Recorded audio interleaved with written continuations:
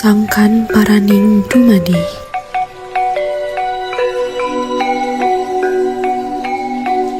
Di bawah langit yang luas dan biru, hamparan hijau sawah membentang sejauh mata memandang. Angin lembut berdesir, menggoyangkan padi yang tumbuh subur, seolah menari dalam harmoni dengan alam. Para petani dengan senyum dan semangat bekerja merawat tanah yang telah memberi kehidupan bagi generasi demi generasi. Di sini, alam bukan hanya pemandangan, tetapi juga nafas kehidupan yang menyatu dengan jiwa desa ini.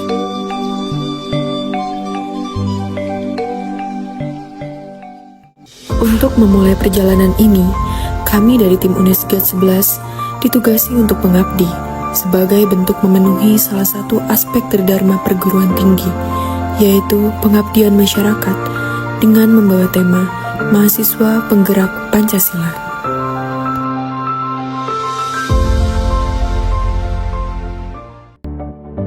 Selamat datang di Desa Kemetul, sebuah desa yang terletak di Kecamatan Susukan, Kabupaten Semarang.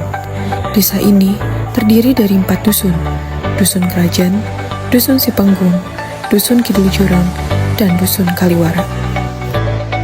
Memiliki luas wilayah sekitar 166.500 hektar dan jumlah penduduk sekitar 1.716 jiwa dengan persentase 50,4% laki-laki dan 49,7% perempuan. Dikenal sebagai desa wisata dengan sebutan 1000 gazebo. Di desa ini, kehidupan berpadu harmonis antara keindahan alam dan semangat wirausaha masyarakatnya.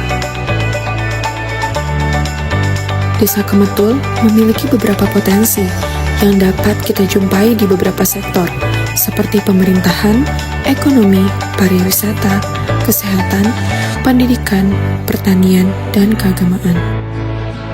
Pada sektor pemerintahan, kegiatan administrasi desa berjalan di kantor desa, dan para perangkat desa siap melayani masyarakat di hari kerja.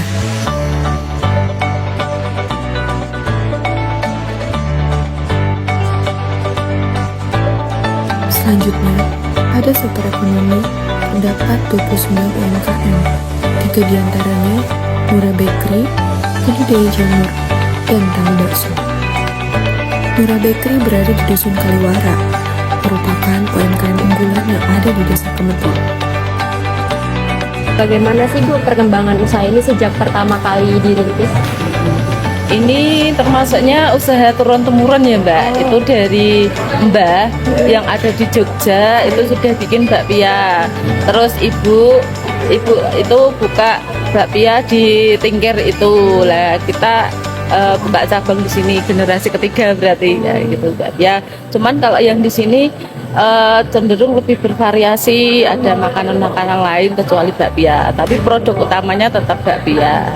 Berarti sekitar tahun berapa Bu berdirinya? Berdirinya kalau di sini 2010. Oh, dulu.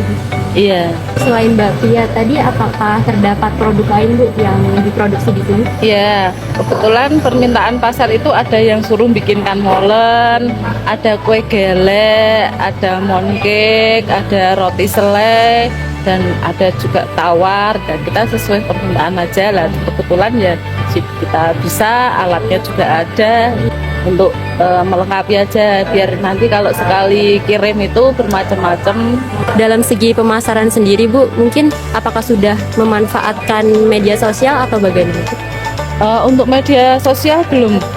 Ya belum, karena kita sasarannya itu pasar ya Mbak, pasar pagi, jadi pasar yang untuk kalangan menengah ke bawah. Jadi untuk sosial media kita belum, kita karena cuman melayani pelanggan aja.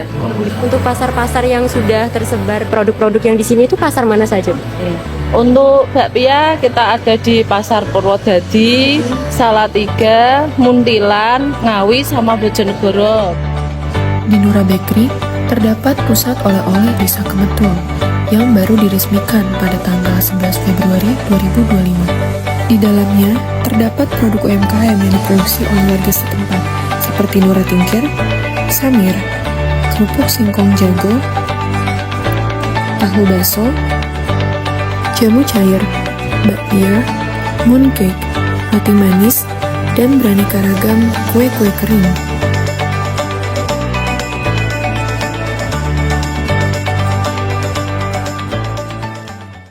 Yang kedua, budidaya jamur, terletak di Dusun Kidul Jurang. Ini sejak kapan budidaya jamur ini di Desa Kemetul dilakukan? Kemetul itu kalau budidaya sebenarnya sudah lama, artinya belum memproduksi sendiri. Terus kemudian tahun 2012 itu saya pandegani untuk membuat sendiri, jadi membuat jam developnya sendiri, memproduksi develop. Begitu, karena perhitungan saya jamur tiram itu yang paling menguntungkan bagi besar itu di wilayah pembuatan developnya. Begitu. Untuk tahapan dalam budidaya jamur ini bagaimana Bu? Dari awal sampai proses pemanenan Bu? Proses produksi itu yang pertama dengan pencampuran bahan-bahan itu ada kapur dulu, terus kemudian ada apa itu bekatul, kemudian ada situk gergaji. Kita aduk, kita campur dengan air, kemudian dengan kebasahan kurang lebih 60%. Kemudian kita wadai, setelah wadai baru kemudian kita oven. Kita diamkan.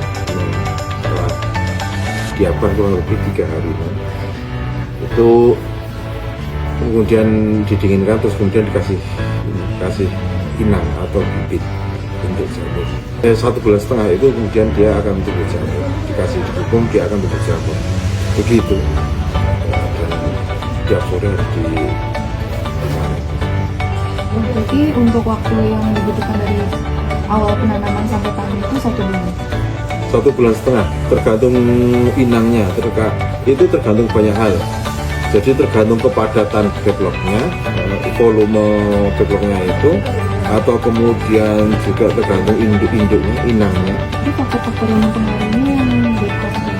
Iya, develop itu mempengaruhi ya itu tidak kepadatan jenis kayunya, tapi kalau di sini rata-rata sudah menggunakan kayu ini semuanya, sengon laut, jadi yang mempengaruhi juga gitu sama tidak kepadatan. Jamur yang dibudidayakan adalah jamur tiram dan jamur kuping. Yang ketiga yaitu tahu bakso, terletak di Dusun Sipenggung. Awal mula pembuatan tahu bakso ini sejak kapan, Bu? Tahu bakso ini sebenarnya diproduksinya udah lama Mbak, dari di Bekasi sekitar tahun 2015-an. Cuma saya nggak intens bikin terus tuh nggak, karena waktu itu kan posisi saya masih kerja, jadi nyambi gitu loh Mbak. Kalau ada yang order bikin, kalau ada yang order bikin. Tapi begitu udah rutinnya ya 5 tahun terakhir. Kalau boleh tahu Ibu, untuk saat ini pemasarannya sudah kemana saja?